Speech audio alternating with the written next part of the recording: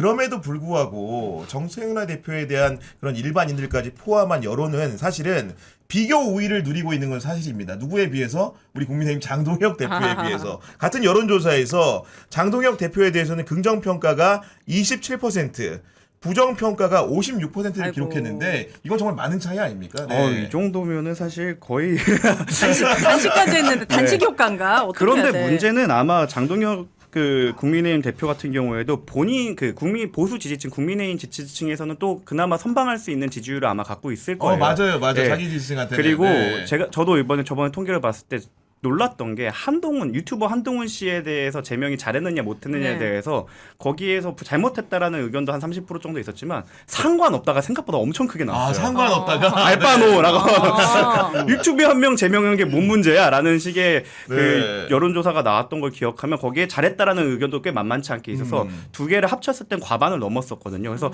그 장동혁 대표는 버틸 힘을 얻었다.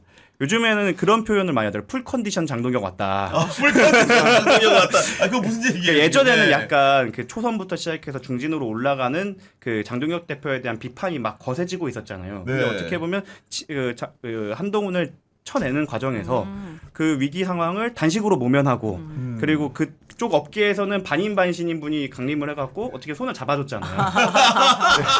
그러면서 나름의 정치력을 발휘했고 배현진 의원 같은 경우는 조금 어리석다고 생각해 스스로 여지를 너무 많이 줬어요. 징계를 할 만한. 서울시당 네. 대표에서 이렇게 네. 한. 네. 물론 뭐 그 고발은 다른 걸로 들어온 걸로 알고 있지만 저는 그 페이스북에 박제한 건 아동복지법 위반이 충분히 될 수 있는 사안이라고 생각을 하거든요. 그래서 명분까지 줘서 거기 그것도 꼬리 하나 잡았고 그러면서 뭐 당협위원장들 뭐 간다 하다가 한번 봐줄까 이런 식으로 또 이제 관대함을 보이면서 정치력을 네. 보이고 있거든요. 그래서 풀컨디션 장동혁의 자신감의 원천 그리고 네. 이제 점점 장악이 되어간다라고 보여집니다. 그런가요? 오늘 조사한 거 보니까 그렇게만 볼 수는 없을 것 같은데. 국민을 장악한다는 게 아니라 당을 장악한다. 네. 당 장악했다고 하는 것도 사실 이것도 약간 당의 강성당원들을 장악했다고 표현하는 게 더 정확한 표현일 것 같아요. 왜냐하면 그러니까 국민의힘 당원들만 가지고 조사를 해보면 국민의힘 당원들 중에서 57%만 잘하고 있다고 해요. 57%. 절반 좀 넘는 숫자죠. 네. 잘못하고 있다가 33이에요. 그러면 절반 조금 넘는 사람들이 지지를 하고 있는 상황이라고 하면 그렇게 썩 높은 지지율이라고 볼 수는 없어요. 전 정청래 대표는 민주당 지지층 사이에서 64% 정도가 잘하고 있다는 평가를 했거든요. 이것도 그렇게 전 높다고 생각하진 않아요. 그러니까 사실은 두 사람 다 엄청나게 좋은 평가를 받고 있다고 보기는 어렵다. 다만 장동혁하고 정청래 대표는 비교 불가다. 왜냐하면 국민 여론하고 비교해 봤을 땐 숫자 자체가 많은 차이가 있잖아요. 근데 지역별로 보면 왜 국민의힘에서 오세훈 시장이 저렇게 장동혁 대표를 치받는지를 알 수가 있어요. 장동혁 대표가 서울에서 잘하고 있다가 27, 잘못하고 있다 61, 인천 경기 잘하고 있다 23, 잘못하고 있다 59. 수도권 여론이 안 좋군요. 네. 네. 심지어 대구 경북에서도 잘하고 있다 44, 잘못하고 있다 42. 이렇게 나온다는 거예요. 부산 경남에서는 36 잘하고 있다 46 잘못하고 있다. 이거 가지고 선거 치를 수 있겠냐 이렇게 물어보는 건 당연한 거 아닌가요?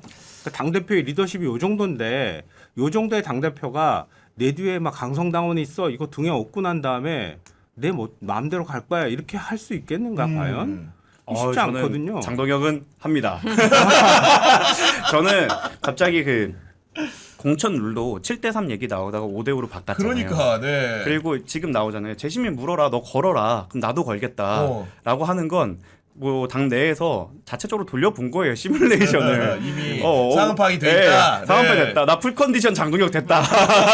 예전에 내가 아니다. 나는 당내 장악이 됐다. 자신 있으면 들어와라. 사실 그렇지. 오세훈 시장 입장에서는 몇 개월 남지도 않았잖아요. 서울시장 임기. 한번 승부수로 뛰어볼 법도 한데 못 띄우고 있는 이유가 있을 거라고 생각을 합니다. 그러니까 제가 누누이 말씀드리지만 장동혁 대표를 해석을 할 때는 국민의힘의 이익과 대중과 이런 걸 생각하시면 안 되고 장동혁의 이익에 되느냐로 보면은 굉장히 합리적인 선택을 해요.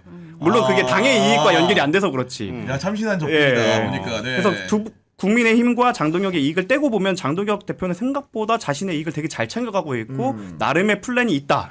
그 얘기를 하셨잖아요. 자기 계획이 있다고 한 게 한번 그 위기가 왔을 때 의원들 쭉 한 번씩 만나면서 김을 빼고 그 다음에 또 문제가 될 것 같을 때 필리버스터로 한 번 또 김을 빼고 또 문제가 될 것 같을 때 딱 한동훈 때리면서 단식해갖고 김을 빼고 마지막에 탈출 전략 없다고 우리가 모두 비난했지만 반인반신 데리고 오고 네, 그렇죠. 네. 나름 그런 사람을 우리는 이렇게 불러요. 이기주의자. 너무 노만한 표현 아니에요? 근데 사실은 이게 이기주의자. 장동혁이 풀컨디션이라고 했는데 이건 네. 사실은 정치 외적인 요인이지만 생각보다 중요한 건데 단식을 겪으면서 이분이 외모 지수가 많이 올라갔어요. 아, 그렇죠. 지금 사실은 오세훈하고 대척점에 있는데 오세훈하고 얼굴로 붙어내볼 만합니다. 지금 보면은 그런 상황 아닙니까 지금? 최고의 성형은 네. 다이어트입니다. 여러분 살 많이 빠지지 않았습니까? 저 열심히 빼고 있습니다. 외모 평평으로 가면 안 될 것 같은데 어찌됐든 테토남이라는 소리를 국민의힘 내부에서는 듣는 것 같아요. 오. 테토남 뿜뿜뿜 하고 있다고 지금 멋있지 않냐 뭐 이런 얘기들을 장동혁 대표 주변에서 하고 있는 것 같은데 그러니까 오세훈 시장 얘기 나왔으니까 하는 말이지만 오세훈 시장도 잘 알고 있는 거예요. 지금 장동혁 대표의 지지가 서울 경기가 어느 정도 수준인지 제가 말씀드렸잖아요. 그리고 국민의힘에 대한 실망도 굉장히 낮고 당 지지율도 굉장히 낮단 말이에요. 바닥이에요. 이 정도면은. 그러면 국민의힘 이름으로 선거 치르기 어렵단 말이에요. 그럼 좀 이탈해야 돼. 좀 벗어나줘야 돼. 오세훈 시장은. 그래야 자기 스스로가 중도 확장을 하는 거지. 장동혁 대표하고 국민의힘이 중도 확장을 못하면 내가 스스로 중도 확장을 해야 되는 거야. 그러니까 장동혁 대표 반대편에 설 수밖에 없는 거예요. 그러면 민주당에서 후보 내보내면 오세훈 시장하고 나가면 보수층이 민주당 찍겠어요? 오세훈 시장 찍을 거 아니야. 그 오세훈 시장 스스로 자구층을 만들고 있는 거다. 그리고 제가 이 기조는 아마 지방선거 끝날 때까지 계속 갈 것 같아. 계속 치받으면서 가면서 오세훈은 뭔가 달라. 국민의힘하고는 결이 다른 사람이야. 이런 걸 계속 국민들한테 알리는 작업을 하고 있다고 봐요. 하지만 경선을 통과할 수 있을까요? 지금 왜 우리 대놓고 분위기가 아니에요, 지도부에서. 예, 왜 우리 풀컨디션 장동혁 대표께서 5대5를 받아들였을까요? 저는 다 이유가 있다고 생각을 합니다. 이분이 세수 앞을 보지 않아서 그렇지 한수 앞은 정말 잘 보시거든요. 저는 어느 정도 계산이 끝났고 오히려 이렇게 7대3으로 하면은 오세훈 현 시장이 경선에서 이탈할 가능성이 있어요. 아예 안 들어와 버려서 무소속으로 그렇죠. 나올 위험이 있기 그것도 때문에 가능하겠지. 일단 경선으로 일부러 들어오게 우성으로 해야 했다. 예. 그래야 무소속으로 못 나오거든요. 오세훈 시장 메시지 중에 하나도 그거예요. 나 건들지 마. 나 건들면 어떤 선택할지 몰라. 그럼 너 죽고 나 죽고 그냥 우리 자폭하는 거야. 이 메시지 던지는 거예요. 근데 저는 장동혁 대표 입장에서 그렇게 오세훈이 나서주는 게 꼭 나쁜 거라고 생각하지 않아요. 이 지선은 이미 졌다는 걸 모두가 알고 있어요. 그 핑계를 이제 오세훈한테 오로지 돌릴 수 있는 거죠. 분열의 책임을. 다 해놨는데 오세훈 때문에 졌어. 이거 다 오세훈 때문이야. 이해했네. 장동혁이. 네, 지금 받아들였거든요, 제가 그분을. 잘생긴 애들 생각이 비슷하다니까. 살을 빼는 사람들의 이미지가 같나 봐요. 제 생각에는 오히려 장동혁 대표는 그걸 기다리고 있을 수도 있어요. 오히려 오세훈, 한동훈이 합쳐져 갖고 크게 목소리를 내달라. 그런 다음에 지선 치면 원래 나의 그림으로는 다 이기는 거였는데 오한 연합 때문에 졌다. 이거 한번 내부 청소 제대로 해야 된다. 나머지 내가 그때 아껴놨던 친한 게 얘네도 어떻게 우리 윤리위 다시 시선 건다. 이렇게 돼서 더 강력하게 갈 수 있다라고 저는 예상합니다. 넘겨짓지 마요. 그 정도 전략가 아니야. 그 정도 전략하면 이지경으로 만들어놨겠어요. 작년 12월부터 지금까지의 장동혁 대표의 행보를 보면 대단합니다. 생각보다 그 국민의힘의 이익과 떼고 보면 굉장히 합리적인 선택을 하고 있습니다. 합리적이다. 어쨌든 간에 근데 이제 장동혁 대표를 단식에서 구출해준 우리 반인반신이라고 설명했던 우리 박근혜 전 대통령이 지금 보니까 네. 우리 가로세로 연구소의 김세희 씨랑 송사를 벌이고 있다는데 이게 지금 어떻게 된 겁니까? 심지어 매불쇼 제 뒷자리가 다음 사람이 은영장 씨였어요. 김세희 씨랑 굉장히 다투고 있는. 네. 지금 살고 있는 집이 가압류됐다는 그렇죠. 거예요? 반인반신도 등기는 집은 있어야 된다. 반은 인간이니까. 반은 인간이니까 살 집은 필요하다는 거고. 네. 제가 그때 알아본 바로는 네. 김세희 씨가 가로세로 연구소를 소유를 50% 하고 있고 네. 은영장 씨가 강용석 씨가 제3자에게 팔았던 지분 50%를 사서 샀네. 가로세로 연구소는 현재 김세희 50, 은영장 씨 50을 그런 갖고 거예요? 있어요. 네. 그래서 내부 주주총회를 통해서 자기가 관련된 부분에서 주주가 투표를 못 해요.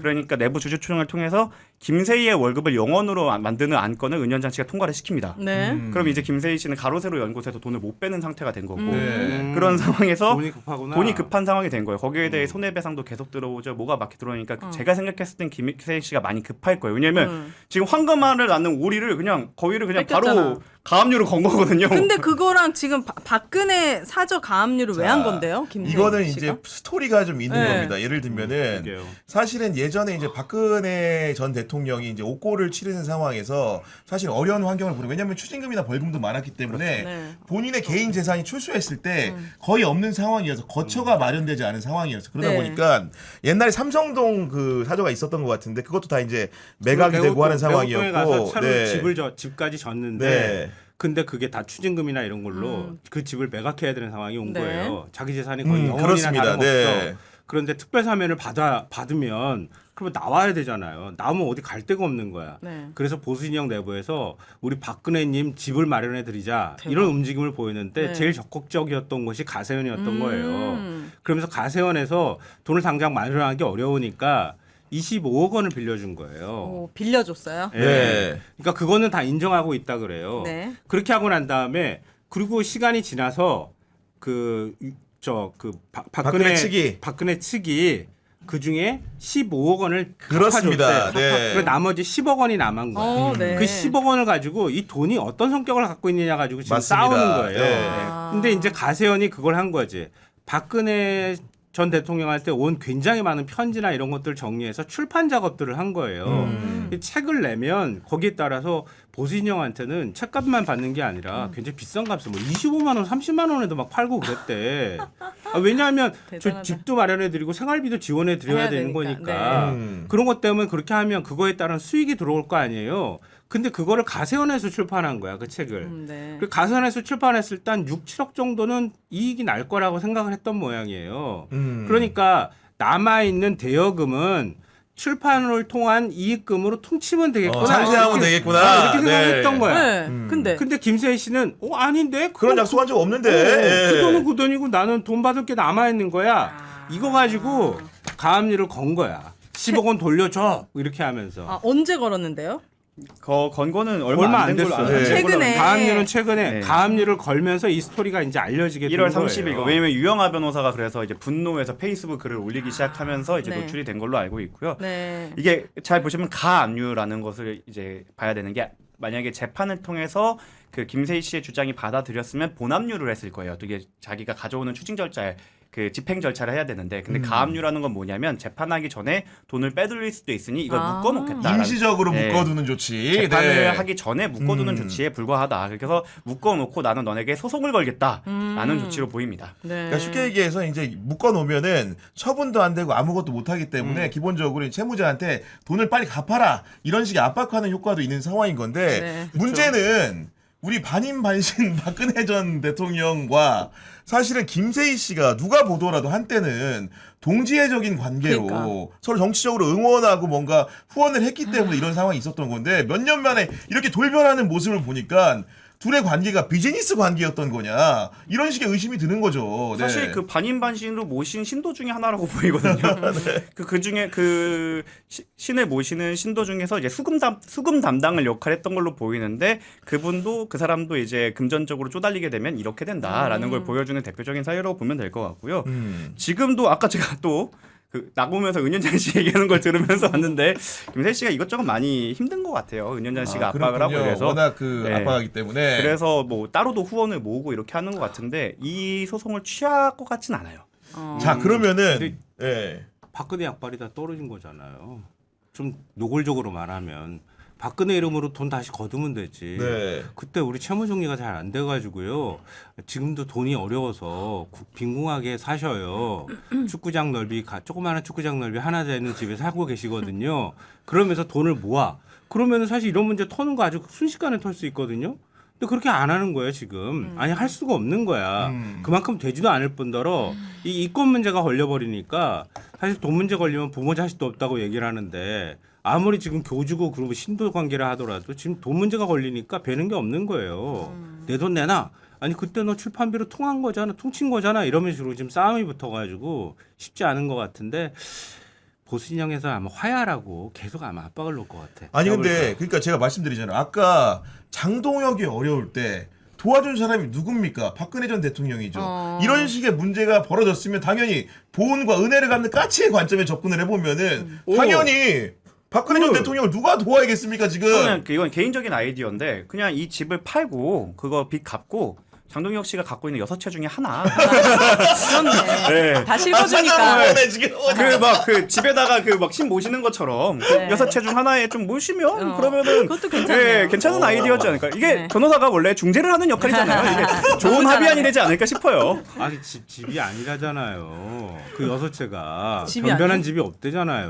뭐 오피스텔이나 뭐 이런 거고. 아니, 반인반신은 오피스텔 살면 어차피 안 됩니까? 혼자 사시잖아요. 아 그분은 근데 너무 넓은 데 살았는데 익숙해지셔가지고 청와대 있을 그러니까 때도 그렇고 바깥에서도 그렇고. 우리 이제 지금 구금대 계신 윤석열 씨도 이런 실체를 잘 알아야 됩니다. 사실은 한때 본인을 추앙하는 유튜버들이 많기 때문에 나를 평생 그들이 지켜줄 것 같지만 몇 년 지나지 않아서 약발이 떨어지고 그를 통해서 그래. 비즈니스가 안 되면 어느 순간 완벽하게 버려지는 그 교훈을 오늘의 소송에서 찾아야 되는 거 가장 아니겠습니까? 세게 지금? 물 겁니다. 이거는 가장 세게. 네. 매주 제가 지금 서울구치소를 다니고 있거든요.